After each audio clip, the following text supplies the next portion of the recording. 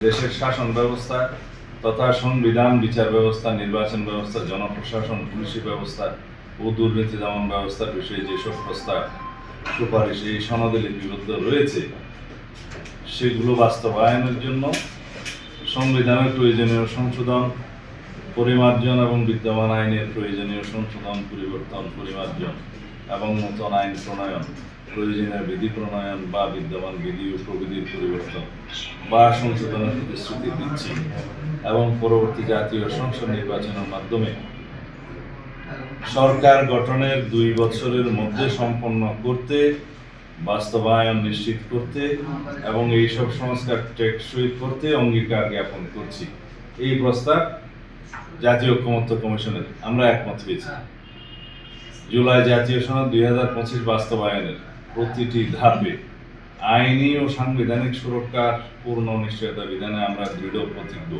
এই প্রস্তাব ঐক্য কমিশনের আমরা একমত হয়েছি। গণতন্ত্র, মানবাধিকার, ন্যায় বিচার প্রতিষ্ঠার জন্য অব্যাহত সংগ্রাম ও রাষ্ট্রীয় সম্পদ লুটপাটের বিরুদ্ধে অবস্থান নেয় গুম, খুন, বিচার বহির্ভূত হত্যা, হামলা, মামলা ও সীমাহীন নিপীড়নের শিকার হয়েও দীর্ঘ 16 বছরের অব্যাহত লড়াই এবং 2024 সালের জুলাই আগস্টের বৈষম্য বিরোধী ছাত্র আন্দোলন, গণতান্ত্রিক আন্দোলন ও ছাত্র গণ অভ্যুত্থানের ঐতিহাসিক তাৎপর্যকে সংবিধানে যথাযোগ্য স্বীকৃতি দিতে অঙ্গীকার আবদ্ধ থাকব। এই প্রস্তাব ঐক্য কমিশনের আমরা একমত হয়েছি।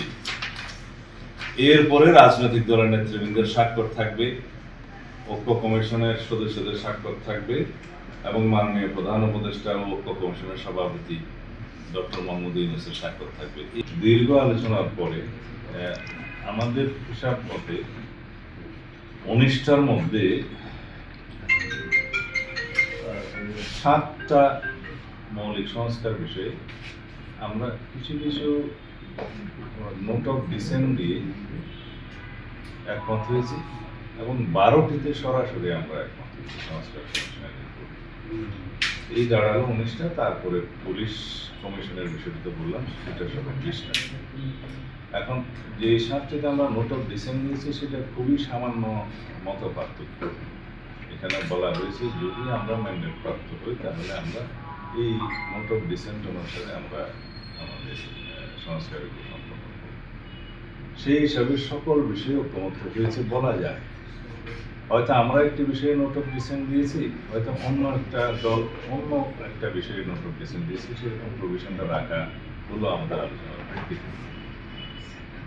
সেই প্রস্তাবগুলো যখন সাম আপ করা হলো 31শে জুলাই, তার 2 দিন আগে সম্ভবত প্রত্যেক রাজনৈতিক দলের কাছে জাতীয় ঐকমত্য কমিশনের পক্ষ থেকে একটা জুলাই জাতীয় সনদ 2025 খসড়া এই নামে 4 পৃষ্ঠার একটা খসড়া প্রত্যেক রাজনৈতিক দলের কাছে প্রেরণ করা হয়েছে।